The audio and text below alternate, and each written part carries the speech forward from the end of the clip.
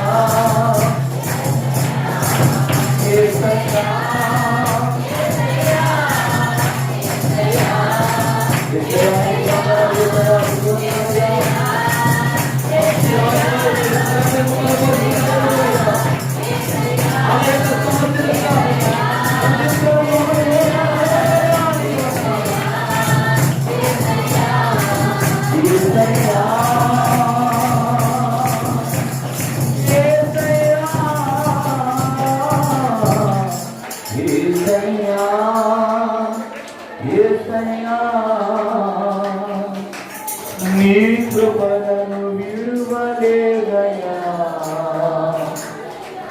నీ కృపను మరువలేదయా, నీ కృపను మరువలేదయా,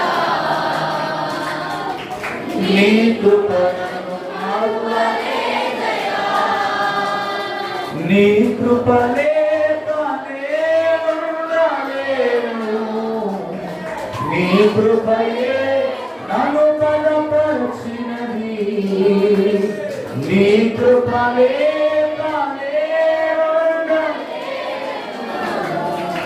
నీ కృపయే నన్ను బ్రతికించినది, నీ కృపను విడువలేదయా, నీ కృపను మరువలేదయా. వృద్ధులకు వచ్చి పాట నీ కృపను మరువలేదయా,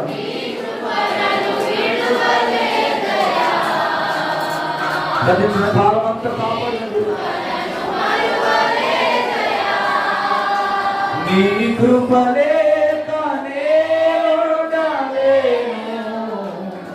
నీ కృపయే నన్ను బ్రతికించినది, నీ కృపలే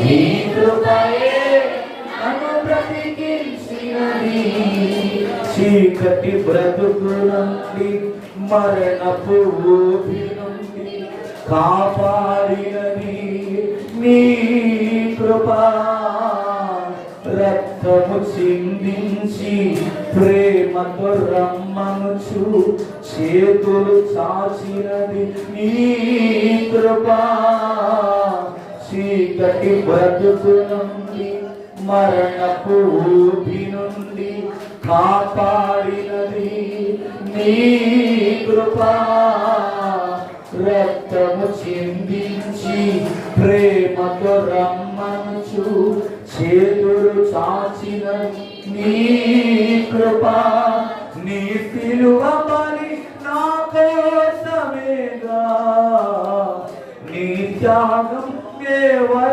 వర్ణించలేను, నీ సిలువ బలి నా కోసమేగా, నీ త్యాగం నే వర్ణించలేను,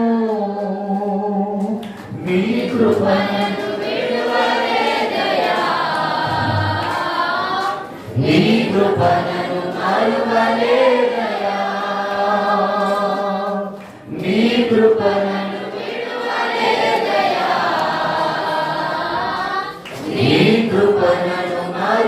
లేదయా, నీ కృప లేదయా. అందరు గుండె లోపల నుంచి పాడదాం. ఆయన కృపే ఈ రోజులో ప్రతి ఉన్నామండి. మరొక నూతన పునరుద్ధానం దేవుడు ప్రేరేపించాడు.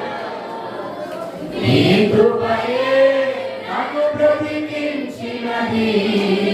వందనాలు రాజా, వందనాలు రాజా, వందనాలు రాజా, వందనాలు రాజా, వందనాలు రాజా, వందనాలు రాజా, వందనాలు రాజా, వందనాలు రాజా, వందనాలు రాజా, వందనాలు రాజా, వందనాలు రాజా, వందనాలు రాజా. ఐశ్వర్యము కంటే సిరి సంపదల కంటే నీ దయలతో కోరగలిగినది. నా జ్ఞానము కంటే నా తలము కంటే నీ ఆలోచన ఎంతో స్థిరమైనది. నీలాంటి దేవుడు ఇంకెవరున్నారు? నిజమైన దేవుడా నా సహాయమా. నీలాంటి దేవుడు ఇంకెవరున్నారు? నిజమైన దేవుడా నా సహాయమా. ఆరాధింతును ఆరాధుడా యేసయ్యా, ఆరాధింతును ఆరాధుడా. నీ పాద సన్నిధి నాకుంటే చాలయ్యా, నా యేసు నాదు ప్రాణమా, నా యేసు నాదు ప్రాణమా. నీ పాద సన్నిధి నాకుంటే చాలయ్యా, నా యేసు నాదు ప్రాణమా, నా యేసు నాదు జీవమా. ఒక్క నిమిషం మౌనంగా కనిపెడదాం. ఈ ఉదయకాల సమయంలో ఈ మొదటి పునరుద్ధాన దినం ఈ జీవితంలో నీ బ్రతుకులు దేవుడు ఇచ్చాడంటే అది నీ గొప్పతనం కానే కాదు. మనలో ఏ మంచి లేదండి. మనం ఎందుకు పనికిరాని వారు, మనలో ఏ అర్హత లేదు. ఎందుకు కొరగాని మనల్ని దేవుడు ప్రేమించి మరొక నూతన సంవత్సరం నీ జీవితం అనుగ్రహించి ఈ మొదటి పునరుద్ధాన దినం సంఘముగా నీ కుటుంబంతో కలిసి మందిరంలో గడిపే భాగ్యం దేవుడు ఇచ్చాడు. ఇదంతా కూడా కేవలం ఆయన కృపే, ఆయన దయే, ఆయన కనికరం. ఈ 52 ఆదివారాలు ఒక్క రోజు కూడా నువ్వు దేవుని సన్నిధి విడవకుండా దేవునికి ఇంకా మరింతగా దగ్గర అయ్యే కృప దేవునికి ఇచ్చినట్లుగా వాక్యం ద్వారా దేవుడు మనతో మాట్లాడగా మన మధ్యలో ఆత్మీయత ప్రార్థన చేస్తుంటే అందరూ మీకు వింటాం. అగ్ని జోల వంటి కన్నీళ్ళు కలవాడా, ప్రతి పాదములు కలవాడా, దయా దాక్ష కనికర సంపన్నుడా, ప్రేమ కలిగిన దేవా, నీకే స్తుతి స్తోత్రం. పరలోకమందున్న మా దైవమా, నీకే స్తుతి స్తోత్రం. 2024 12 నెలల ప్రయాణంలో మాకు తోడుగా 2027 సంవత్సరం 12 నెలల ప్రయాణంలో మాకు తోడుగా నడిపించిన దైవమా, 2025 దేవా సంవత్సరంలో ప్రభా మొదటి ఆరాధనలో మొదటి పునరుద్ధాన దినము ప్రభా స్తోత్రములు గతించిన కాలాల మా ఎంబడలో జరగబోయే 2025 సంవత్సరం ఈ 12 నెలల ప్రయాణాలలో మాకు తోడుగా నడిపించండి దేవా. అయ్యా గతించిన కాలం జ్ఞాపకం, జరగబోయే కాలం అంతా జ్ఞాపకం. వారి పాటల్లో మా కండాలు తెచ్చున్నాం, శేషించుకున్నాము మా బండ పంపించి అనేకమైన కొన్ని అప్పటికి మరించండి. అయినా పక్కని వాళ్ళని వారి కదంటున్నావు తండ్రి, ఆత్మ లేకపోతే నరకమే కదంటున్నావు తండ్రి. 2025 సంవత్సరంలో తండ్రి ప్రతి వారి పేరుని అందరికీ కుమ్మరించండి ప్రభా. అయ్యా నీకే స్తోత్రములు కనిపించండి. మీరు తిలకల కంటారు ఎవరి సోదరు మీకు మాత్రం వాళ్ళు ప్రసనాలు పెడతారు లెక్కం పెట్టింది ప్రభా. 2027 ప్రతి ఒక్కరు నీ వాక్యం నెరవేర్చబడాలి తండ్రి. నీ మాటలు నెరవేర్చబడాలి ప్రభా. నీ లేఖలు నెరవేర్చబడాలి దేవ. మా స్తోత్రములు కనికరించు అయ్యా. ఈ సంగమ స్థాలదయ్యా, ఈ ఆత్మల స్థాలదయ్యా, ఈ రోజు తోడికి రండి అయ్యా. నశించిపోతున్న ఆత్మని సన్నిధికి నడిపించే అయ్యా. నీ సేవ విస్తరింపచేయ, నీ లేఖలను తీసుకుని రండి అయ్యా. స్తోత్రములు కనికరించు. అంతమంది గుంపులుగా వస్తారన్నా నీ కొరకు మేమేమీ చేయలేకపోతున్నా. నశించిపోతున్న వారి భారం చేయలేకపోతున్నాం. ఇకనైనా ఇప్పుడైనా భారము కలిగి అనేక రక్షణ కలిగి ప్రార్థించే సంఘము కావాలి. ఈ సంఘములో శాంతి, సమాధానము, పరిశుద్ధత, ప్రేమ ఎలిబడుతూ ఈరోజు నేను ఇప్పుడు రక్షణ పొందుకున్నానయ్యా. మరి నీతి మూలంగా పొందుకున్నాను. ఆత్మ మూలముగా పరిశుద్ధాత్మతో రక్షణ వారికి అందించండి అయ్యా. ఎవరి రక్షణ జీవిత కాలంలో కొనసాగించండి అయ్యా. ఓ రక్షణ దేవుడు ఇప్పుడు కానీ ఎడమ కానీ తొలగిపోయింది ప్రభా. పరిశుద్ధాత్మ మంట కలిగి ప్రతిరోజు వారి రక్షణ కాపాడుకుండకు వారి నెరిగిన బిడవిని, ఆ నెరిగిన బిడని, వారి కుటుంబాలని, వారి సమస్తాన్ని ఆశీర్వదించి రక్షణలో ఆశీర్వాదాలు వారిపైన కుమ్మరించండి ప్రభా. యాకుడి వచ్చిన ప్రతి బిడ్డని దీవించయ్య. ఒక బిడ్డకి నామకార్థం చేస్తుండగా కుమారుడు ఆ పసిబిడ్డని కాపాడుకుండయ్యా. ఒక బిడ్డకి తన నమ్మకం అని నేను వారి కుటుంబాన్ని దర్శించి మేలుతో నీ సేవకులందరికీ మాకందరికి కావలసిన వాక్యం పండించి నీ సేవకులతో మాకేం దాసి పెట్టేబోతుంది. నీ ఆత్మాభిషేకం నీ సేవకుల పైన కుమ్మరించి, నీ పరిశుద్ధాత్మ శక్తి నీ సేవకుల పైన కుమ్మరించి తన భార్య, బిడ్డలు, తన కుటుంబాన్ని తొలగిపడిన దురదేశం తండ్రి సేవని తన తల్లిని జ్ఞాపకం చేస్తారు. గుడి వచ్చిన ప్రతి బిడ్డని దీవించండి.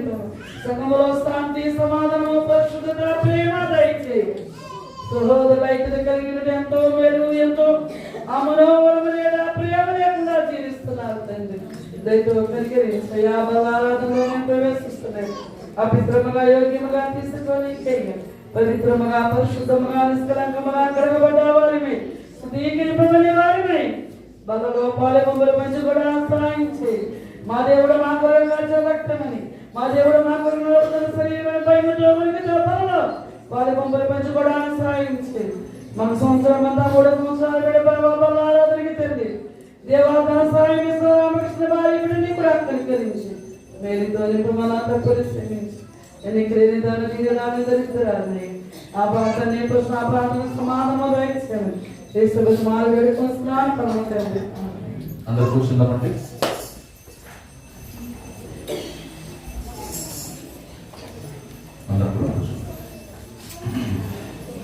మంచిది. దేవుడికి మహిమ కలుగుగాక. హల్లెలూయా, హల్లెలూయా. ఆరాధనలో దేవుని సన్నిధిని అనుభవించిన ప్రతి ఒక్కరు కూడా దేవునికి చప్పట్లు కొడదాం. ఈరోజు దేవుడు మనందరినీ కూడా ఆదరించి ఉన్నాడని నేను నమ్ముతున్నాను. ఆమె చెప్తాం. ఆదరించబడలేదా ఎవరు కూడా? ఆరాధనలు ఎవరు ఆదరించబడలేదా? ఆదరించబడకపోతే ఆదరించబడడానికి ప్రయత్నం చేయండి. ఆరాధనలో ఇప్పుడు కూడా నన్ను మాత్రం మీరు చూడద్దు. దేవుడిని మీరు చూస్తే, మీ ముందు దేవుడిని పెట్టుకుంటే మీరు ఆదరించబడతారు. మీకున్న బాధలు, కష్టాలు, కన్నీళ్ళ నుండి దేవుడు మనం ఏం చేస్తాడు? విడిపిస్తాడు. హల్లెలూయా. ఎవరికి వారు వ్యక్తిగతంగా దేవుని మహిమపరిచే వారిగా ఉండాలి. మంచిది. దేవునికి స్తోత్రం కలుగుగాక. ఈరోజు క్రీస్తు నందు వేరు పారిన వారు ఎలా ఉంటారనే దాని గురించి దేవుని వాక్యాన్ని మనం ధ్యానం చేద్దాం. కొరింథీయులకు రాసిన పత్రిక 2వ అధ్యాయము 6 నుండి 8 వచనాలు ఎవరైనా స్పష్టంగా ఒక్కరు మాత్రమే చదవండి. 6 నుండి. కావున మీరు ప్రభువైన క్రీస్తు యేసును అంగీకరించిన విధముగా ఆయన వేరు పారిన వారి ఇంటి వల్ల కట్టబడుచు మీరు నేర్చుకున్న ప్రకారంగా విశ్వాసములో స్థిరపడవచ్చు, కృతజ్ఞతాస్తుతులు చెల్లించుట ఎందు విస్తరించుచు ఆయన ఎందు నడుచుకునుడి. ఆయన అనుసరింపగా మనుషుల పారంపర్యాచారమును అనగా ఈ లోక సంబంధమైన మూల పాఠములను అనుసరించి మోసకరమైన నిరర్ధక తత్వ జ్ఞానం చేత మిమ్మను చెరపట్టుకుని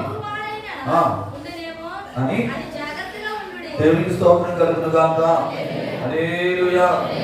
ఇక్కడ అపోస్తలుడైన పౌలండి లవోదికీయ సంఘానికి, మరి మీరు నన్ను శారీర రీతిగా నా ముఖమును చూడని వారని నేను అనుకుంటున్నాను కనుక ఇదిగో ప్రేమ యందు మీరు ఏం చేయాలంటే ఆతంకపడిన వారై, సంపూర్ణ గ్రహింపు కలిగి సకల ఐశ్వర్యము కలిగిన వారై, మీ హృదయములను ఆదరణ పొందవలనని మీకోసం నేను పోరాటం చేస్తున్నానని పౌలు భక్తుడు లవోదిక సంఘానికి లేఖ రాస్తూ మాట్లాడుతున్న మాట ఏంటంటే, కావున మీరు ప్రభువైన యేసుక్రీస్తును అంగీకరించిన వారై, అంగీకరించిన విధముగా ఆయన యందు ఏమవ్వాలి? వేరుపారిన అనుభవంలోనికి ఇంటి వలె కట్టబడాలి. దేవునికి స్తోత్రం కలుగునుగా. హల్లెలూయా. ఏం కలిగి ఉండాలంటండి? వేరుపారిన అనుభవం. ప్రతి సంఘములో ప్రతి విశ్వాసకి ఈ 2025 సంవత్సరం ఉండాలని దేవుడు ఆశపడుతున్నాడు. హల్లెలూయా. మన దేవుని బిడ్డలారా, కాలిఫోర్నియా అంటే అమెరికా దేశంలో కాలిఫోర్నియాలో ప్రపంచంలోనే అతిపెద్ద పురాతన చెట్లలో ఒక చెట్టు ఏంటంటే సికోయా. ఈ సికోయా అనే చెట్టు చెప్పుకొనదగిన ఒక ఆశ్చర్యాన్ని కలిగించే ఒక అద్భుతకరమైన చెట్టు అండి. ఒక చిన్న వృత్తాంతం మీకు చెప్పాలని ఆశపడతాను. వేరుపారిన అనుభవం అంటే ఏంటో ఈ ఉపమానం ద్వారా మీకు బాగా అర్థమవుతుంది దేవుని వాక్యం. అందుకే నేను ఈ ఉపమానం చెప్పాలని ఆశపడతాను. దేవునికి మహిమ కలుగును గాక. ఈ ఒక చెట్టు అండి ఆకాశాన్ని ఆకాశమును అంటే అంతగా విస్తారమైన చాలా అద్భుతమైన చెట్టు ఇది. అలాగే చాలా హైట్ పెరిగిన చెట్టు అన్నమాట. దాదాపు 300 అడుగులు ఎత్తు ఉంటుంది. ఎన్ని అడుగులు? 300 అడుగులు ఎత్తైన ఒక మహావృక్షం ఇది. తర్వాత దీని యొక్క జీవిత కాలం ఎంతంటే 3000 సంవత్సరాలు. ఎన్ని సంవత్సరాలు? 3000 సంవత్సరాల నుండి ఈ చెట్టు కాలిఫోర్నియాలో బ్రతుకుతా ఉంది. ప్రియమైన దేవుని బిడ్డలారా, దీని యొక్క చెట్టు కాండం యొక్క అడుగు భాగాన్ని మనం చూస్తే దాదాపుగా 100 అడుగుల లోతులో 100 అడుగుల చుట్టుకొలత కలిగిన ఒక మహావృక్షం. దీనికి ఉన్న మరొక లక్షణం ఏంటంటే ఎన్ని తుఫాన్లు వచ్చినా ఈ చెట్టు ఏమాత్రం కూడా పడిపోదు. బలమైన ఈదురుగాలు వచ్చినా తుఫానులు వచ్చినా ఎంత పెద్ద ఉపద్రవం వచ్చి చెట్టును కొట్టినా కూడా ఇది ఏమాత్రం కూడా పడిపోదండి. ఇంకొక విషయం ఏంటంటే ఈ సికోయా చెట్ల యొక్క వేర్లు 3 లేక 4 ఎకరాలంత పెద్ద విస్తీర్ణమైన వేర్లుగా వ్యాపించబడి ఉంటాయి. ఏమి 3-4 ఎకరాలంత వెడల్పు ఈ వేర్లు పాతుకుని వెళ్ళిపోతా ఉంటాయి. అలాగా అంటే విస్తరణ అనేది ఈ చెట్టులో మనం చూడగలం. ఇంకొకటి ఏంటంటే ప్రియమైన విస్తారమైన సమాంతర వేర్లు కలిగి ఉంటాయి. అంటే వంకర టింకరగా ఉండవు, సమాంతరంగా అంటే భూమికి సమానముగా ఈ చెట్టు యొక్క వేర్లు పాతుకొని పోతా ఉన్నాయి. పెనుగాళ్ళు, తుఫానులు, అలలు ఎన్ని మరి వచ్చినా కూడా అది ఎప్పుడు కూడా చలించదు. దీనికి అర్థం ఏంటంటే ఈ చెట్టు గురించి దేవుడు ఒక ఉపమానం చెప్తూ ఏమని మాట్లాడుతున్నాడంటే వ్యక్తిగతమైన జీవితంలో కూడా విశ్వాసులైన మీరు అనేకమైన పెద్ద పెద్ద తుఫానులు మీ జీవితంలో రావడం అనేది సర్వసాధారణం. ఈరోజు చాలా మంది జీవితాల్లో సమాధానం లేని వారు ఇక్కడ కూర్చున్నారు. అనేకమైన సమస్యలతో మీ హృదయాలు నింపబడి దేవుని మందిరానికి వచ్చారు. ఎందుకు వచ్చారు? కాలక్షేపం చేయడానిక? కాలక్షేపము చేయడానికి మనం ఇక్కడికి రాలేదండి. దేవుని మాట ఏదైనా దేవుని దాసుల నుండి నోటిలో నుండి ప్రవచించబడిన ఆ ప్రవచన వాక్కును నా హృదయంలో నేను రిసీవ్ చేసుకున్నట్లయితే నేను అనుభవిస్తున్న ఈ కష్టాలు, ఈ బాధలు, ఈ దుఃఖం, శ్రమలు, వ్యాధులు అన్నిటి నుండి నా దేవుడు నన్ను విడిపిస్తాడని ఒక నమ్మకంతో ఏం చేస్తున్నావు? దేవుని మందిరానికి వచ్చావు. ప్రతి మనిషి జీవితంలో పరీక్ష అనేది సర్వసాధారణం. అయితే ఈ పరీక్షలను నెగ్గాలంటే నీ జీవితంలో వేరుపారిన అనుభవం నీలో ఉండాలి. విశ్వాసం అనే నీ వేరు ఎక్కడ ఉండాలంటే లోతుగా వెళ్ళిపోవాలి. నది వద్ద నాటబడిన ఒక చెట్టు ఉందండి. అది వెట్టగలిగినను కాపు మానక తగిన కాలమందు ఎలాగైతే ఫలిస్తుందో విశ్వాసి కూడా ఫలించాలని దేవుడు కోరుకుంటున్నాడు. హల్లెలూయా. మనలో ఫలాలు లేకపోతే మన జీవితంలో ఎన్ని కొత్త సంవత్సరాలు వచ్చినా కూడా అది పండగగా మాత్రమే మిగిలిపోతుంది. లోకంలో అన్ని చేసుకుంటున్నారు, నువ్వు కూడా పండగ చేస్తున్నావు అంతే. లోకస్తులకి నీకు పెద్ద తేడా ఏమీ లేదు. వాళ్ళు పండగ చేసుకున్నారు, డబ్బులు ఖర్చు పెట్టుకున్నారు, నీవు కూడా పండగ చేసుకున్నావు, డబ్బులు ఖర్చు పెట్టుకున్నావు. అలా కాదండి. 31st నైట్ అంటే 31వ తారీఖు నువ్వు ఏదైతే నీ హృదయంలో తీర్మానం చేసుకున్నావో చావైనా రేవైనా ఏది ఎదురైనా కూడా నీ జీవితంలో నువ్వు ఎవరి మీద ఆధారపడదు తెలుసా? మనుషుల మీద కాదు. మనుషుల మీద ఆధారపడితే మనుషుల మాటలు నేను ఏం చేస్తుంటే కృంగదీస్తాయి. మనుషుల మాటలు ఎప్పుడు కూడా నేను వెనక్కి లాగుతూ ఉంటాయి. పెద్ద చెప్పొచ్చోలే, నిన్నటి దాకా పెద్ద తాగి తిరిగే ఉన్నాడు నువ్వు, నిన్నటి దాకా నీ నోరు తెస్తే అన్ని వ్యర్థమైన మాటలే, మొన్నటి దాకా అక్కడిక్కడ తిరిగావు, ఈ రోజు పెద్ద భక్తుల్లాగా ఏం చేస్తున్నావు నువ్వు, భక్తి చేస్తున్నావా అని చెప్పి నీ పక్కనున్న వ్యక్తి నిన్ను విశ్వాసంలో వెనక్కి లాగడానికి ప్రయత్నం చేయొచ్చేమో. ప్రభువుడు అంటున్నాడు, మీరు ఇంటి వలె కట్టబడచ్చు. మీకు నేర్చుకున్న ప్రకారం విశ్వాసం అది ఏం కలిగి ఉండాలి? స్థిరము కలిగి ఉండాలి. ఒక ఇల్లు నిర్మించబడాలంటే పునాది పటిష్టంగా ఉండాలి. భూగర్భంలో నుండి పునాది బేస్మెంట్ అనేది కరెక్ట్ గా లేకపోతే ఆ ఇల్లు నిలబడండి. ఒక విశ్వాసి సాతాను వేసే అడ్డుమండల నుండి, బాణముల నుండి, అపవాది తంత్రముల నుండి నువ్వు విడిపించబడాలంటే నీవు వాక్యం అనే నీళ్ళు నీకు కావాలి. హల్లెలూయా. దేవుని వాక్యము చుంటే తేనె దార కంటే మధురమైనది. అవంట వెండి పూసలో 7 మార్లు ముంచి తీసినంత పరిమళమైనవి. చూడండి, ఒక బంగారాన్ని ఏం చేస్తారు? మట్టిలోంచి తీసిన బంగారాన్ని ఏం చేస్తారు? కొలుములో వేసి అది బాగా కాల్స్తారు. కాల్చిన తర్వాత అది ఏమవుతుందంటే సుత్తే దెబ్బలు దానికి రాలి. ఎన్ని సుత్తే దెబ్బలైతే ఆ బంగారము ఆ కమ్మెకు పడతా ఉంటారో అందులోంచి వేస్ట్ పదార్థం అంతా కూడా ఏమైపోద్ది? ఎగిరిపోతా ఉంటుంది. ఎగిరిపోయిన తర్వాత దాన్ని ఏం చేస్తాడంటే ఒక గుంట లాంటి దాంట్లో వేసి కరగబెడతాడు, ద్రవ పదార్థం చేస్తాడు. ద్రవముగా మార్చిన తర్వాత దాన్ని ఏం చేస్తాడంటే కావలసిన వస్తువులలోనికి దాన్ని మారుస్తాడు కదా. అలాగే విశ్వాసి కూడా ఎప్పుడు కూడా ప్రతిరోజు మనం దేవుని పాదాల చెంత మనము శుద్ధీకరించుకోవాలి. మనలో ఉన్న దేవునికి ఆయాసకరమైన మస్తు ఏదైతే ఉందో అవన్నీ కూడా దేవుని వాక్యము చేత పరిశుద్ధాత్మ దేవుడు నీతో మాట్లాడుతున్నప్పుడు నువ్వేం చేయాలి? దాన్ని ఈ చెవితో విని ఈ చెవితో ఇక్కడే వదిలిపెట్టకూడదు. ఏం చేయాలి? హృదయంలో భద్రం చేసుకోవాలి. ఇంటి వలె అంటే అదేనండి. ఒక ఇల్లు ఏ విధంగా అయితే కట్టబడుతుందో ప్రతిరోజు దేవుని వాక్యం చేత మనం కట్టబడినప్పుడే మనం స్థిరపరచబడతాం. ఎందుకంటే సాతానుగాడు ఎవరిని మృగధనాన్ని గర్జించు సింహం వలె ఈ రోజు వాడు మందిరంలోనే చొరబడ్డాడు. ఎక్కడున్నాడు? మందిరంలోనే. ఈ రోజు అబద్ధ ప్రవక్తలు ఎంతమంది బయలుదేరారండి? నేనే దేవుడని చెప్పుకుంటూ సాగిన వారిని వారు పూజించుకుంటూ వారిని హైలైట్ చేసుకుంటూ రకరకాల బోధలు ఈ రోజు లోకంలోకి వచ్చేసాయి. కానీ పరిశుద్ధాత్మ దేవుడు నీతో మాట్లాడుతున్నాడు. విశ్వాసమందు స్థిరపరచబడుచు కృతజ్ఞతాస్తుతులు చెల్లించుటయందు విస్తరించుచు ఆ విధంగా మనం ఏం చేయాలి? నడుచుకోవాలి, నడవాలి. దేవునితో ఎవరైతే నడుస్తారో వారిని దేవుడు ఎప్పుడు కూడా వదిలిపెట్టండి. యోహాను సువార్త 1వ అధ్యాయం 12-13 వచనం చదవండి.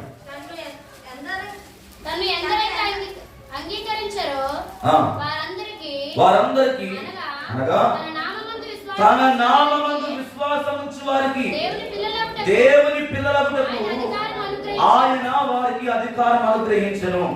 వారు దేవుని వలన పుట్టిన వారే కానీ రక్తం వలనైనను శరీరాక్షల వలనైనను మనుష్యాక్షల వలనైనను దేవునికి మహిమ కలుగును గాక. ప్రభువు యేసుక్రీస్తు మనందరినీ ఎలా పుట్టించాడంటండి? రక్తము చేత మనం కొనబడ్డాం. పరిశుద్ధుడైన దేవుడు నీ కొరకు నా కొరకు 2024 సంవత్సరాల క్రితం ఆయన ఈ లోకానికి వచ్చి మానవుడిగా ఈ లోకంలో అవతరించి నీవు నేను పొందవలసిన శిక్ష అంతా కూడా ఆయన భుజాల మీద తీసుకొని మనకు ఉచితముగా రక్షణ. ఇక్కడ ఉచితంగా రక్షణ పొందుతున్నారా లేకపోతే ఏమైనా కష్టం చేశారా? మీరు ఎవరైనా బరువులు మోసారా? కొండలు అంటే ఏమైనా మోసారా? పంటలు వహించడం దేవుడు ఏమీ వహించలేదు. కేవలం ఉచితముగా ఆయన రక్తము ద్వారా మాత్రమే ఈరోజు మనం నీతిమంతులుగా నిందారహితులుగా ఆ ఎదుట నిలబడే ధన్యత దేవుడు మనకి అనుగ్రహించాడు. కనుక మనం ప్రతిరోజు మన హృదయం ఎలా నడిపించబడాలంటే శరీరాచరణ బట్టి కాదు. శరీరం ఏం చేస్తుందంటే పాపం వైపు నిన్ను ప్రేరేపిస్తుంది. శరీరం ఎప్పుడు కూడా భావోద్రేకాన్ని కలిగి మాట్లాడిస్తూ ఉంటది. ప్రతి దానికి త్వరగా రియాక్ట్ అయ్యేటట్లుగా శరీరం ఏం చేస్తుందంటే నేను భావోద్రేకానికి గురి చేస్తుంది. పరిశుద్ధాత్మ దేవుడు అంటున్న మాట ఏంటంటే శరీర వ్యాఖ్యల వలన మనుష్యాక్షల వలన పుట్టిన వారు మీరు కాదు. మనుషుల యాక్షలు మనలో ఉండకూడదు. మనుషులు ఈరోజు ఎలా తయారయ్యారంటే ఒకరు మంచిగా బ్రతికితే వారవలేని పరిస్థితి. అవునంటారా కాదంటారా? ఒక మంచి వస్త్రం కట్టుకుంటే చాలు కిందకి మీదకి చూస్తారు. ఒక మంచి ఇల్లు కట్టుకుంటే చాలు పైకి ఓబ్బో. నిన్నటి దాకా ఒక పేదరికం అనుభవించిన వ్యక్తి ఈ రోజు చూసేవారా ఎంత పెద్ద ఇల్లు కట్టింది. ఒక వ్యక్తి నీ సన్నిధిలో లేకపోతే దేవుని సన్నిధిలో సంఘంలో ఒక వ్యక్తి నీకంటే ఆశీర్వదింపబడుతున్నాడంటే నువ్వు ఆలోచించాలి, నేను ఎందుకు ఆశీర్వదింపబడలేకపోతున్నాను? వారు నమ్ముకున్న దేవుడు కూడా నేను కూడా నమ్ముకున్నాను కదా. వారు ఆరాధిస్తున్న దేవుడు కూడా నేను కూడా ఆరాధిస్తున్నాను కదా. ఎందుకని వారికి మంచి జరుగుతుంది, ఎందుకని నా జీవితంలో కార్యాలు జరగట్లేదని నువ్వేం చేయాలో తెలుసా? మోకాళ్ళేసి దేవుని సన్నిధిలో కన్నీరు గార్చి ప్రార్థన చేయాలి. అంతేగాని మనుష్యాక్షలు నీలో పని చేయకూడదు. మానవ తలంపులు నీలోకి రాకూడదు. మానవ తలంపులు ఎప్పుడు కూడా నాశనానికి తీసుకెళ్తాయి. మనిషి ఆలోచన ఎప్పుడు కూడా పాపం వైపు తీసుకెళ్తుంది. మనిషి ఎప్పుడు కూడా చీకటిలో ఉండడానికి ఇష్టపడతాడు. కానీ మన దేవుడు వెలుగైన దేవుడు అండి. ఆయన లోకంలో వెలిగించడానికి ఈ లోకానికి వచ్చాడు కనుక మనం ఇప్పుడు కూడా శరీర యాక్షలు మనుష్యాక్షలతో మనం ఇప్పుడు కూడా నడిపించబడకూడదు. రక్తము, దేవుని రక్తము ప్రతి పాపిని కడిగి వేసింది. మనమందరం ఎవరో తెలుసా? పరిశుద్ధులం. ఎంతమంది అనుకున్నారు ఇక్కడ నేను పరిశుద్ధులను పరిశుద్ధులను అనుకున్న వారందరూ పైకి స్తోత్రం చెప్తాం. హల్లెలూయా. తగ్గిన వారు పరిశుద్ధులు కాదా? హల్లెలూయా. మనం ఎవరమండి? ఆయన పరిశుద్ధుడు కనుక మనకు కూడా ఆయన రక్తము చేత మన పాపములన్నిటిని విమోచించి ఆయనలోనికి మార్చబడడానికి దేవుడు మనకు సహాయం చేశాడు. కనుక మనం ఎప్పుడు నడిపించబడాలంటే ఎలా అంటే దేవుని వాక్యం ద్వారా నడిపించబడాలి. ఈ 2025 సంవత్సరం ఒక తీర్మానం చేసుకోండి. ప్రభువా, నేను బ్రతికినంత కాలం నీతోనే నడుస్తాను. నాకు ఈ లోకంలో ఏది వద్దు ప్రభా, ఏ ధనధాన్యాలు వద్దు, దేని మీద నాకు మనస్సు లేకుండా పూర్తిగా పోయిన సంవత్సరం కంటే ఈ సంవత్సరం నీ కొరకు నేను ఎదురు చూస్తానయ్యా. నీలో నేను అంటు కట్టబడతాను, నీలో నేను స్థిరపడతాను అన్న వారందరూ కూడా దేవునికి బిడ్డగా స్తోత్రం చెప్తాను. ఎపిసీ రాసిన పత్రిక 3వ అధ్యాయం, ఎపిసీ 3వ అధ్యాయము 14 నుండి 17 వచనాలు చదువుతాం. ఈ హేతువు చేత పరలోకమందును ఉన్న ప్రతి కుటుంబము ఏ తండ్రిని బట్టి కుటుంబం అని పిలువబడుచున్నదో ఆ తండ్రి ఎదుట నేను మోకాళ్ళుని మీ అంతరంగ పురుషుని యందు శక్తి కలిగి ఆయన ఆత్మ వలన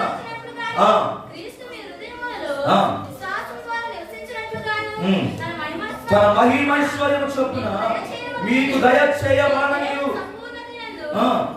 పూర్ణులగునట్లుగా దేవునికి మహిమ కలుగును గాక. ఎందులో వేరుపాలంట? ప్రేమ. ప్రేమ ఎప్పుడు కూడా అన్నిటిని ఏం చేస్తుంది? కప్పివేస్తుంది. ప్రేమ ఎప్పుడు కూడా అమర్యాదగా నడుచుకోదు. ప్రేమ ఎప్పుడు కూడా డంబముగా మాట్లాడదు. డంబం అంటే లేని దాన్ని సృష్టించి మాట్లాడతారు కొంతమంది. ఇంటికి పోయి చూస్తే కనీసం పడుకోవడానికి మంచం కూడా ఉండదు. కానీ చాలా మంది బడాయిగా కొన్ని మాటలు చెప్తా ఉంటారు. నా స్థితి ఏంటో తెలుసా నీకు, మా ఊళ్ళో ఎంత ఉందో తెలుసా నీకు, మా ఇంటిలో ఏముందో తెలుసా నీకు అని ఇలాగా బడాయిగా మాట్లాడుకుంటారు. అవి కూడా మన జీవితంలో ఈ సంవత్సరం యేసు నామములో ఉండకుండా ఉండదు కాక. మనం ఎప్పుడు కూడా పరిపూర్ణతలోనికి రావాలి.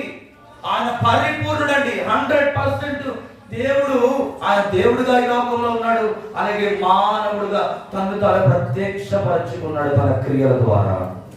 హల్లెలూయా. మనం ప్రేమలో వేర్పారుండాలి.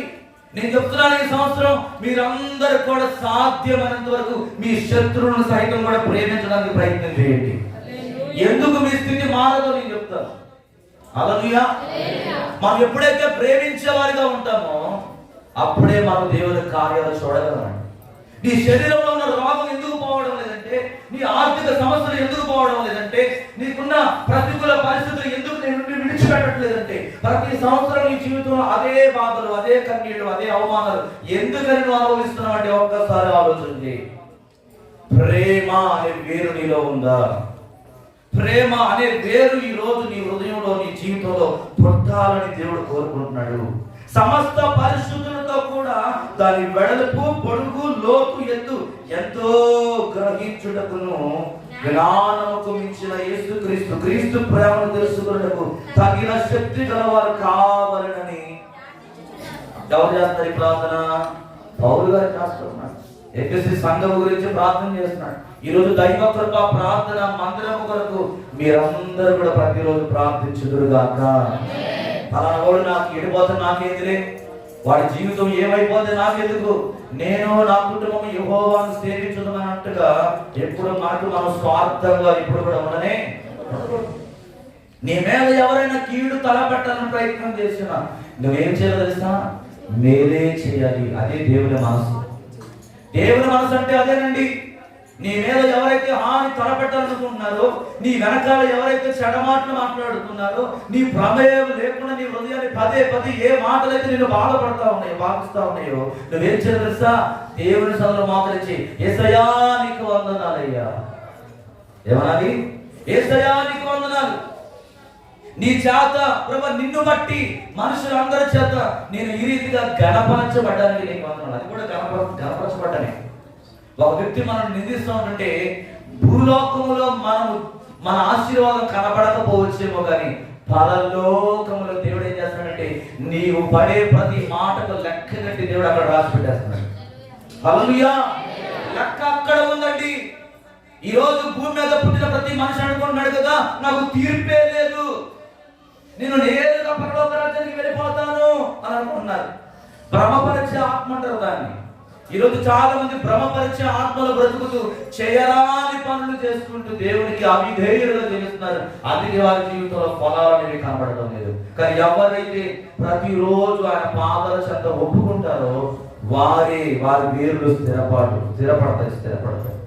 వారి వేరు ఎప్పుడు కూడా లోపలికి కనుకుంటుంది. ఈ సికోయా చెట్టు వలె 100 అడుగుల లోతుకి ఎలాగైతే సమాంతరంగా దాని వేర్లు వ్యాపించాయో, నీ వేరు అనగా విశ్వాసం అనే నీ వేరు కూడా దేవుడు ఏం చేస్తాడంటే లోపలికి తీసుకుని పోతాడు. లూకాసు వార్త 22:41 అంటాడు. లూకాసు వార్త 22:41 చదువుదాం. లూకాసు వార్త 22:41 త్వరగా. వారి యొద్ద నుండి రాతి వేట దూరం వెళ్ళి మోకాళ్ళుని తండ్రి ఈ గిన్నె నా యొద్ద నుండి తొలగించు, నీ చిత్తమైతే తొలగించు, ఆయనను నా ఇష్టం కాదు నీ చిత్తమే సిద్ధించునుగాకని ప్రార్థన చేసిన దేవునికి స్తోత్రం కలుగును గాక. యేసయ్య ఏం చేస్తున్నాడంటే గక్షం అనే తోటలో ప్రార్థన చేస్తా ఉన్నాడు. అయ్యా నా చిత్తము కాదయ్యా నీ చిత్తమే నా జీవితంలో సిద్ధించునుగాక. ఇక్కడ యేసుక్రీస్తు జీవితంలో మనకు కనబడుతున్నది ఏంటంటే సమర్పణ జీవితం. రెండవదిగా క్రైస్తవుడిగా ఈ సంవత్సరం నీకేముండాలి? సమర్పణ ఉండాలి. ఎవరితో సమర్పణ చేసుకోవాలి తెలుసా? దేవునితో మాత్రమే నువ్వు సమర్పణ చేసుకోవాలి. ప్రభు ఇక్కడ ప్రార్థన చేస్తున్నాడు. వారి నుండి రాతి వేట దూరం వెళ్ళి మోకాళ్ళుని ఏం చేస్తున్నాడు? తండ్రి ఈ గిన్నె నా యొద్ద నుంచి తొలగించు, నా చిత్తము కాదు నీ చిత్తమే నా ఎడల సిద్ధించును కాకని ప్రార్థన చేస్తున్నాడు. మనం చాలాసార్లు మన చిత్తాన్ని నెరవేర్చుకోవడానికి ప్రయత్నం చేస్తాం. మన చిత్తాన్ని నెరవేరుస్తూ ఏమంటామంటే దేవుడు నా జీవితంలో ఉంటే ఇలా ఎందుకు జరిగిందండి? అసలు దేవుడిని అడగరు కొంతమంది. ప్రార్థన కూడా కొంతమంది చేయరు. అయ్యా పలానా ప్రాంతంలో నేను వెళ్తా ఉన్నాను, ఇదిగో ఈ రోజు నేను నా ఇంటిలో నుండి నా పని నిమిత్తం నేను బయటకు వెళ్తున్నాను. ఎప్పుడైనా మీ ఇంట్లో ప్రార్థన చేసుకుని వెళ్ళావా? ఇక్కడ ఉన్న వారిలో ఎంతమంది ప్రార్థన చేసుకుని బయటకు వెళ్తారు?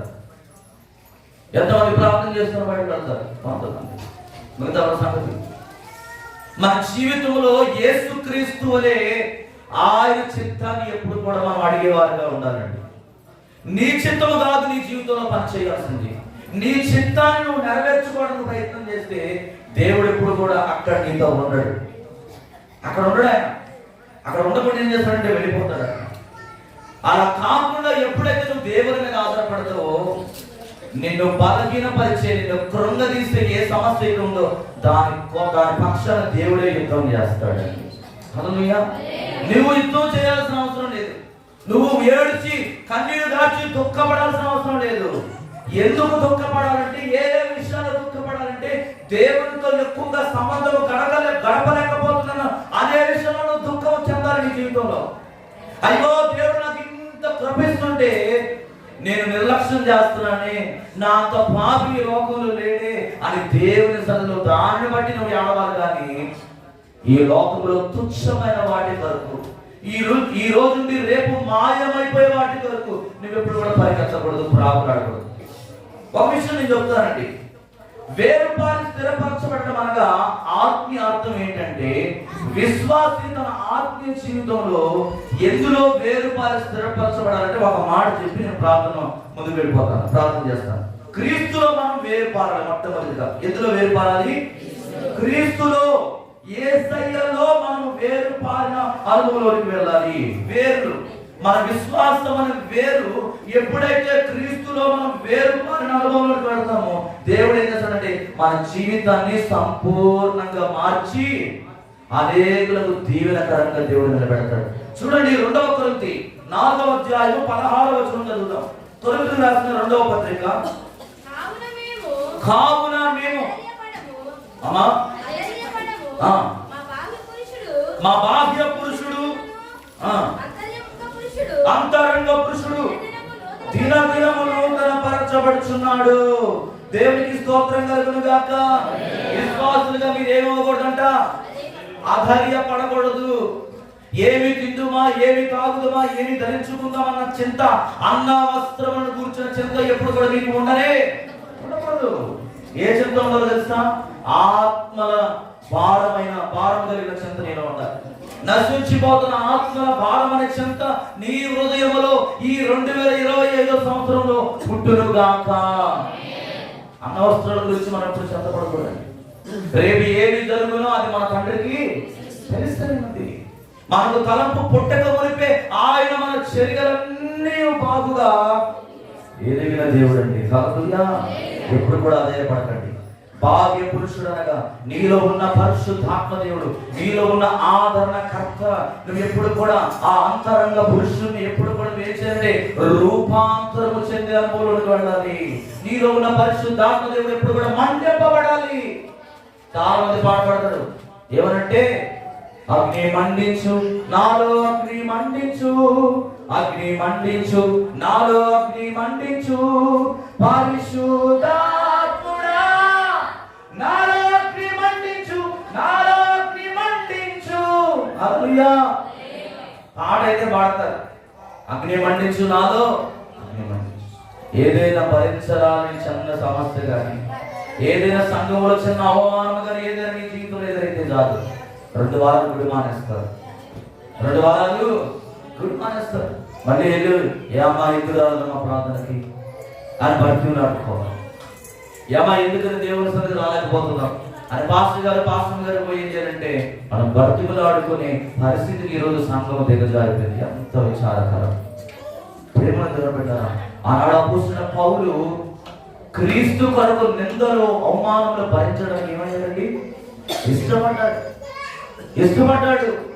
ఎన్నోసార్లు అనేకమైన ప్రాంతాలకు వెళుతున్నప్పుడు సరైన రీతిలో అతనికి ఆహారం లేదు, నీళ్లు లేవు, వాహనాలు లేవు, ఏ సకల సౌకర్యాలు లేకపోయినా అనేక సంవత్సరాలు ఆ సముద్రం మీద కొన్నిసార్లు భయంకరమైన తుఫాన్లు గుండా అరణ్యము తుఫాన్లలో, ఇసుక తుఫాన్లో చిక్కుకుని అనేక రకాల ఇబ్బందులు పడుతూ దేవుని కొరకు అకస్మాక్షిగా మారిపోయాడు. అది సేవ అంటే, అది పరిచర్య అంటే, అది సమర్పణ కలిగిన జీవితం అంటే, అది వేరు పారిన అనుభవం అంటే. కానీ ఈరోజు నీ జీవితంలో ఉందా అటువంటి వేరు పారిన అనుభవం? నీలో ఉందా? ఒక్కసారి జ్ఞాపకం. రెండవదిగా, క్రీస్తులో వేరు పారని వారు పడిపోతారంట. ఎవరు పడిపోతున్నారండి? క్రీస్తులో వేరు పారని వారు పడిపోతున్నారు. చూడండి, మత్తయి సువార్త 13వ అధ్యాయం 21. మత్తయి సువార్త 13:21. త్వరగా. అయితే అతనిలో వేరు లేనందున అతను కొంతకాలం నిలుచును గాని వాక్యము నిమిత్తము శ్రమయను హింసను కలుగగానే దేవునికి మహిమ కలుగును గాక.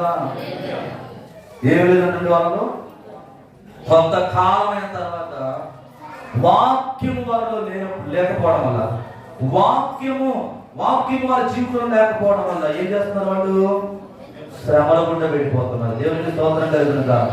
వాక్యం అనేది వేరు లేదు. మనం ఇంటి ముందు నాటిన ఏదైనా పూల మొక్క నాటిన తర్వాత నుంచి అలాగే వదిలేస్తామా? ఏదైనా పూల మొక్క స్త్రీలు నాటుతూ ఉంటారు. స్త్రీలకి ఇల్లు చాలా అందంగా తయారు చేసుకోవడం అంటే ఇష్టం. ఒక మంచి గార్డెన్ ఉండాలని ఖరీదైన మొక్కలు తీసుకొచ్చి కుండీలు కొని చక్కగా వాటిని భద్రం చేస్తారు. తీసుకొచ్చి పెట్టేసిన నాటి నుండి ఈ రోజు వరకు నీళ్లు పోయి కూడా ఉన్నాం అనుకో, ఉంటది? అది ఉండదు. ఏమైపోద్ది? ఎండిపోద్ది, కుళ్ళిపోద్ది, మాడి మస్ అయిపోతుంది. అయితే దానికి ఏం కావాలి? వేరులు కావాలి. దానికి నీళ్లు కావాలి. దానికి వేరు పటిష్టంగా ఉండాలి. దానికి బలమైన ఎరువు అవసరం. దీని గురించి దేవుడు ఒక ఉపమానం చెప్తున్నాడు. ఏంటది? అంజూరపు చెట్టు గురించి. యేసు ప్రభు కంటే ఒక రోజు ఆకలి వేసి అంజూరపు ఆ తోట ఉన్న స్థలాన్ని మరి చూడడానికి వస్తా ఉంటుంటే తోట మధ్యలో ఒక అంజూరపు చెట్టు ఉందండి. చూడడానికి చాలా గంభీరంగా ఉంది. చక్కగా ఆకులతో నింపబడి ఉంది. మంచిగా కనబడతా ఉంది. పచ్చగా ఉంది. చాలా విస్తరించి ఉంది. కానీ ఏమి లేదు, దానికి ఫలాలు లేవు. ఫలాలు లేని చెట్టుగా ఉంది అది. యజమానుని పిలిచాడు దేవుడు, అయ్యా ఏందయ్యా ఈ చెట్టు ఇంత స్థలం ఆక్రమించింది, ఇది చూడడానికి పచ్చగానే ఉంది కానీ దీనిలో ఏమి లేవు, ఫలాలు లేవు. ఎందుకు అనవసరంగా ఇంత స్థలం దీనికి వృధా, దీన్ని తీసి పారేసి వేరే పెట్టుకో అని చెప్తున్నాడు. అప్పుడు ఆ యజమాని అంటున్నాడు కదా, అయ్యా ఒక్క సంవత్సరం నాకు అవకాశము వచ్చాయి. ఒకే ఒక్క సంవత్సరం నేను దాని చుట్టూ పాలు తాగుతానయ్యా, దానికి నీళ్లు పెడతానయ్యా, దానికి ఎరువేస్తానయ్యా అని చెప్పి ఆ తోట మరి ఏం చేస్తుందంటే యజమానుడైన యేసయ్యను బ్రతిమలాడుకుంటున్నప్పుడు ప్రభు ఆ మాట అంగీకరించి వెళ్ళిపోయాడు. మన జీవితాల్లో కూడా చాలా సార్లు ఫలించాలని దేవుడు కోరుకుంటున్నాడు. మంచి ఫలాలు మనం ఫలించాలని దేవుడు కోరుకుంటున్నాడు. కారు ద్రాక్షాలు మనలో రావాలని దేవుడు ఇష్టపడలేదండి. కొంతమందికి కారు ద్రాక్షాలు ఉన్నాయి. కారు ద్రాక్షాలు అంటే కఠోరమైన మాటలు మాట్లాడుతూ ఉంటారు. వారు మాట్లాడే మాటలు, వారు చేసే పనులు చూస్తే గుండెకు గాయమైపోతా ఉంటాయి. అసలు ఎందుకు బ్రతుకుతున్నామా అనిపించేటట్లుగా కొంతమంది మాటలు, కొంతమంది ప్రవర్తనలు అలా ఉన్నాయి. ఈరోజు చాలా సంఘాల్లో కఠోరమైన మాటలు. యేసు ప్రభువునే నమ్ముకున్నారు వాళ్ళు, కానీ వాళ్ళలో ఏం లేదంటే వేరు లేదు. వాళ్ళ వేరు లోతుగా పాతుకోలేదు. వాక్యం అనే నీరు వారికి అందడం లేదు. ప్రతిరోజు సేవకులు అనేక రకాలుగా దేవుని ఆత్మచేత నింపబడి మాట్లాడుతున్నా, టీవీల ద్వారా, మ్యాగజైన్స్ ద్వారా, అనేకమైన మరి సాక్ష్యాల ద్వారా వారు దేవుని మాటలు వింటున్నా కానీ వాళ్ళు ఏం లేదంటే వేరు అనేది వారు పడిపోయినే నాటపడ్డారు. లోపలికి పోలేదు వాళ్ళు వేరు. లోపలికి పోకపోవడం వల్ల గాలి రాగానే, తుఫాను రాగానే, ఏదో ఒక సమస్య రాగానే వాళ్ళ చెట్టు ఏమైపోతుందంటే మధ్యలోనికి విరిగిపోయి కుళ్ళి పాడైపోతున్న స్థితిలో ఉన్నారు. ఒక విషయం జాగ్రత్తగా వినాలి. ఈ మధ్యాహ్న కాల సమయంలో మనం ఎప్పుడు పాడైపోతామంటే ప్రారంభం చాలా బాగుంటుంది చాలా మంది జీవితంలో, కానీ దేవుడితో రాను నీ సంబంధం లేకపోతే నీకు తెలియకుండానే నీ జీవితంలో నష్టం అనేది వాటి నీకు తెలిసే లోపల అన్నీ కూడా ఏమైపోతాయి, కొలాప్స్ అయిపోతాయి. నీకు రక్షణ దేవుడు ఇచ్చేటప్పుడు ఆయన చెప్తాడు. నీకు కళ్ళ ద్వారా నీతో మాట్లాడతాడు, దర్శనం ద్వారా మాట్లాడతాడు. నీవు పక్కదారి పట్టి నడుస్తూ ఉంటే కూడా దేవుడు మాట్లాడతాడు. కొంతమంది సేవకుల ద్వారా, వాక్యం ద్వారా దేవుడు నిన్ను హెచ్చరిస్తూ సరిచేస్తూ మాట్లాడుతున్నప్పుడు నీవేం చేస్తున్నావంటే నీ చెవులు మందగిళ్ళి మత్తుడై ఏం చేస్తున్నావంటే ఆ మాటలు నీ చెవులను తీసుకోవడం. రేపు అన్ననాడు నీవు నీ జీవితంలో అంతా కోల్పోయిన తర్వాత అప్పుడు నీకు అర్థమవుతుంది. వెనక్కి తిరిగి చూసుకుంటే నీకు ఏమీ కనపడదు. అంత శూన్యమే, అంత నిరాశే, అంత అశాంతి నీకు కనబడుతుంది. కానీ ఎవరైతే యేసుక్రీస్తులో కట్టబడతారో, ఒక గులాబీ చెట్టు నిలబడాలంటే దానికి ఎలాగైతే అంటు అవసరమో, ఒక ద్రాక్ష తీగ పందిరంతా కూడా అలుముకోవాలంటే ఎలాగైతే అంటు అవసరమో, ఒక విశ్వాసం కూడా దేవుని వాక్యం ఎప్పుడు కూడా అంటు కట్టబడాలి. దేవుని వాక్యముతో నువ్వు ఎప్పుడైతే అంటు కట్టబడతావో నీ వేర్లు లోపలికి వెళతాయి. వెట్ట కలిగినను నువ్వు చింతపడవు, వెట్ట కలిగినను నువ్వు కాపు మానక తగిన కాలమందు ఫలమిచ్చే చెట్టు వలె నువ్వు మారవు. ఎఫెసీ 4:14 ఒక అద్భుతమైన మాట చెబుతాడు. నేను ముగించేస్తాను ఈ మాట వినేసి. ఎఫెసీ అందువలన మనం ఇక మీదట పసి పిల్లలమై ఉండి మనుషుల మాయోపముల చేత వంచనతోను తప్పు మార్గంలో కాక యుక్తితోను గాలికి కొట్టుకొని పోవచ్చు అలల చేత ఎగరగొట్టబడిన వారమైనట్లు ఉండగా దీని వలనే నిరాకరింపవచ్చు. దేవునికి స్తోత్రం కలుగును గాక. ఏమంటున్నాడండి? గాలికి చెదరగొట్టే పొట్టు వలె మన జీవితాలంట. అందువలన మనం ఇక మీద పసి పిల్లలమై ఉండి మనుషుల మాయోపాయముల చేత వంచనతోను తప్పు మార్గమునకు లాగు యుక్తముతోను గాలికి కొట్టుకొని పోనట్లు కల్పింపబడిన ప్రతి ఉపదేశములకు ఇటు అటు కొట్టుకుంటున్న అలల చేత ఎగురగొట్టబడిన వారమై ఉండగా ప్రేమ కలిగి సత్యము చెప్పుచు క్రీస్తు వలె ఉండుటకు మనల్ని అన్ని విషయంలో ఎదుగుదుము. దేవునికి స్తోత్రం కలుగును గాక. ఈరోజు లోకం అంతా ఎక్కడ పోతున్నాడండి? తప్పు మార్గం కూడా నడుస్తాం. వంచనలు ఎక్కువైపోతా ఉన్నాయి. వంచన మార్గంలో జీవిస్తా ఉన్నారు. తప్పుడు బోధనలో దానికి ఆకర్షింపబడి తప్పు మార్గంలో చాలా మంది ఏం చేస్తారంటే జీవిస్తున్నారంట. మనం ఏం చేయాలంట? ఏం చేయాలండి? దేవుని యొక్క ప్రేమ చేత సత్యమును చెప్పుచు క్రీస్తు వలె ఉండుటకు మన అన్ని విషయంలో ఏం చేయాలి? మీరు ఎదిగిన వారా లేకపోతే ఎదగని వారా? ఎంతమంది ఎదిగిన వారు ఉన్నారు ఇక్కడ? యేసయ్యలో ఎదిగిన వారు ఎంతమంది ఉన్నారండి? చేయగలుగుతారా? హల్లెలూయా. ఎదగడం అంటే ఏంటో తెలుసా?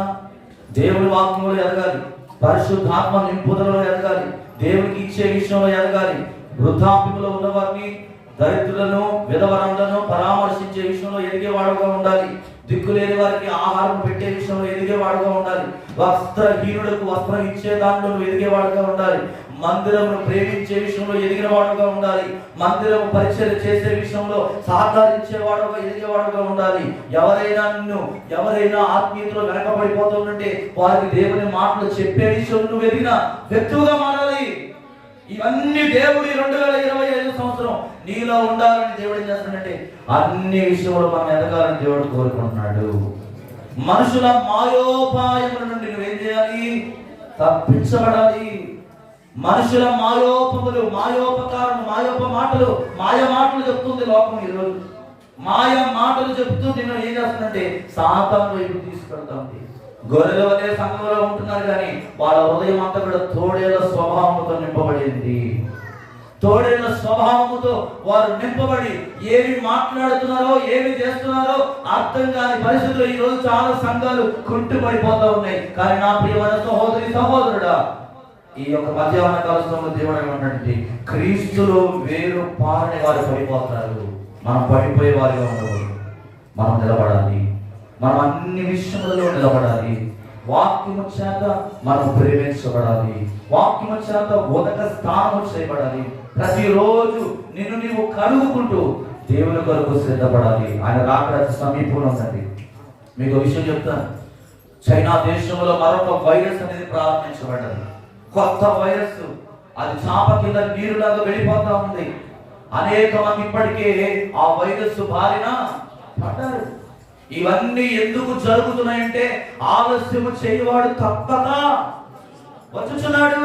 ఆయన ఆలస్యం చేయకుండా వస్తా ఉన్నాడు. ఆయన సంఘమును తీసుకుని పెట్టడానికి కడపూర ధ్వని మోగబోతా ఉంది. నువ్వు ఇంకా నీ కొరకు నువ్వు ఆలోచన చేస్తే ఎదుటి వారిని ఎలా పడగొట్టాలా, ఎలా కృంగతీయాలా, ఎలా ఏం చేయాలా, గలిబిలి చేయాలని అదే ఆలోచన నీవు ఉన్నట్లయితే నువ్వు విడవబడే గుంపులో ఉంటావు ఖచ్చితంగా. కానీ ఎప్పుడైతే దేవుని వాక్యాన్ని ప్రేమించి నీ చెట్టు, నీ యొక్క విశ్వాసం అనే వేరును నువ్వు లోతులోనికి ప్రతిరోజు తీసుకొని పోతావో నీవు ఫలిస్తావు. ఆ తోట మరి ఎలాగైతే పట్టుకున్నాడు, అయ్యా మరొక సంవత్సరం నాకు అవకాశం, దీని చుట్టూ పాలు తవ్వుతాను, నీళ్ళు పెడతాను, వెలివేస్తాను. ఎప్పుడైతే దేవుణ్ణి బ్రతిమలాడుకున్నాడో దేవుని మాట చొప్పున ఆ అంజూరపు చెట్టు ఏమైందంటే ఫలించింది. అనేక మందికి నీడనిచ్చే చెట్టుగా మారింది. అనేక పూల మొక్కలుగా నివాస స్థలంగా మారింది. ఈరోజు నీవు కూడా అనేకులకు నివాస స్థలంగా మారాలి. నీ నీడ దగ్గరకు అనేకులు రావాలి. అంటే నీడంటే నీ మాటలు అనేకులను ఓదార్చే మాటలు నీలోంచి రావాలి. కృంగిన వారిని బలపరిచే ఒక విశ్వాసిగా ఈ సంవత్సరం ఉండాలని దేవుడు కోరుకుంటున్నాడు కనుక అట్టి కృప దేవుడు మీకు మనందరికీ అనుగ్రహించిన దాకా తలవచ్చుగా మోకరితో ప్రార్థన చేసుకుందాం. వేరు పారిన భూమిలో ఉందా, ఎవరైతే వాక్యము వినరో, ఎవరైతే వాక్యానుసారంగా జీవించరో వారి వీరులు పాడే పరిస్థితుల్లో ఉన్నాయి. కానీ ప్రభు చాలగలిగిన దేవుడు, ఆయన ప్రేమ కలిగిన దేవుడు అండి. ఇదిగో ఆయన సమస్త మాయోపముల నుండి, మనుషుల మాయోపముల నుండి, మనుషుల ఇచ్చటపు మాటల నుండి ఆయనను విడిపించడానికి సిద్ధంగా ఉన్నాడు. క్రీస్తునే బండ మీద కట్టబడాలని దేవుడు కోరుకున్నాడు. నది యొక్క నాటబడిన చెట్టు వల్ల నీ వేరు లోతులోకి వెళ్ళాలని దేవుడు ఆశపడుతున్నాడు. మీలో పది తీగను ఆయన నరికి ఆరిని అగ్నిలో పడవేయక ముందే ఈ రోజే దేవుని వాక్యం హెచ్చరిస్తా ఉంది. పౌలు భక్తుడు లవోదిక సంఘాన్ని, ఎఫెసీ సంఘాన్ని హెచ్చరిస్తూ మాట్లాడుతున్న మాటలు ఈరోజు నీవు కూడా ఎక్కడైతే తొలగిపోయావో, ఎక్కడైతే తప్పిపోయావో, ఈరోజు దేవుడు నీతో మాట్లాడిన మాటను బట్టి సరి చేసుకొని ఆయన శరీరానికి సాదృశ్యంగా ఉన్న రొట్టె, ఆయన మరణమునకు ఆయన రక్తానికి సాదృశ్యంగా ఉన్న ద్రాక్షారసములు పాలు పొందబోతుండగా అయోగ్యమైన స్థితి నీలో ఒకవేళ ఉన్నట్లయితే విడిచిపెట్టు.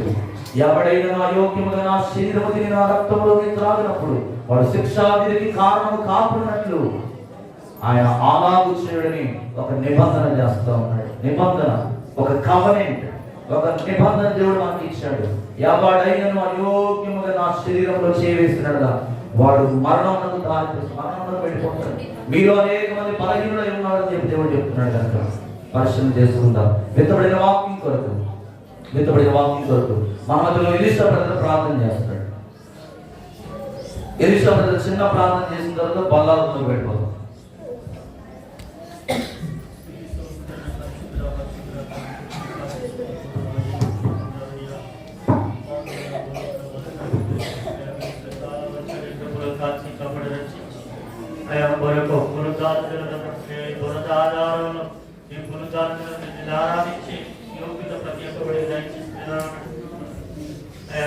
పాట పాడిన ప్రపంచాంధ్ర